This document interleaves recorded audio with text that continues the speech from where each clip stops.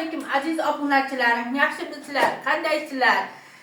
Musofirdagilarim, hamyurtlarim, qisqasi yana aytaman, aziz obunachilarim. Sizlardan bitta iltimos qilib qolaman. Halovat saxovatiga like'lar bosib obuna bo'lib qo'yinglar.